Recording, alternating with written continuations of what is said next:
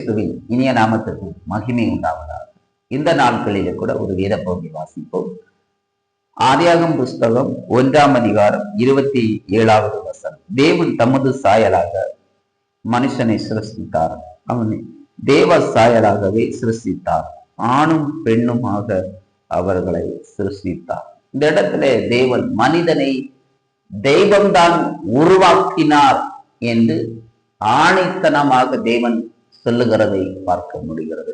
அந்த இடத்திலே தேவனுடைய சாயலாகவே மனுஷனை சிருஷ்டித்தார் என்று சொல்லப்பட்டிருக்கிறது. அது ஆணும் பெண்ணுமாக அவர் சிருஷ்டித்தார் என்று சொல்லப்பட்டது. அப்படியானால் மனிதனை உருவாக்குனது இயேசு தான் என்பது ஆணித்தளமாக வேதாகம் நமக்கு கற்றுக் கொடுக்கிறதை பார்க்க முடிகிறது.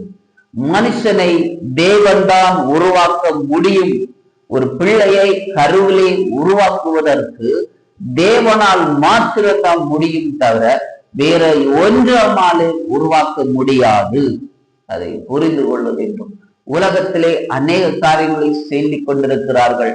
மனிதன் குரங்கிலிருந்து வந்தான் அப்படி என்று சொல்லிக் கொண்டிருக்கிறார்கள். இல்லை, தேவன்தான் மனிதனை உருவாக்கினார் என்று வேதாகம் தெளிவாக நமக்கு கற்றுக் கொடுக்கிறது. இயேசு அதை சொல்லிக் கொடுக்கிறார். நன்றாக புரிந்து கொள்ள வேண்டும். அப்படியானால் மாத்திரம்தான் தேவனுடைய ஆசீர்வாதம் நம் வீட்டுக்குள்ளே வர ஆரம்பிக்கும். மனுஷனை தேவன்தான் படைத்தார் என்பதை நீங்கள் விசுவாசித்தால் நிச்சயமாய் உங்கள் வாழ்க்கையிலே ஒரு பெரிய மாற்றத்தை தேவன் நம்முடைய வாழ்க்கையிலே செய்ய அவர் வல்லமை உள்ளவராய் இருக்கிறார். தேவன் இந்த பூமியிலே மனிதனை படைத்தது உண்டானால் நிச்சயமாய் ஒரு பெரிய ஆசீர்வாதத்தை நமக்கு கொடுப்பார் என்று விசுவாசித்திருங்கள். கர்த்தர் இந்த வார்த்தை மூலமாக உங்களை ஆசீர்வதிப்பாராக. ஆமென்.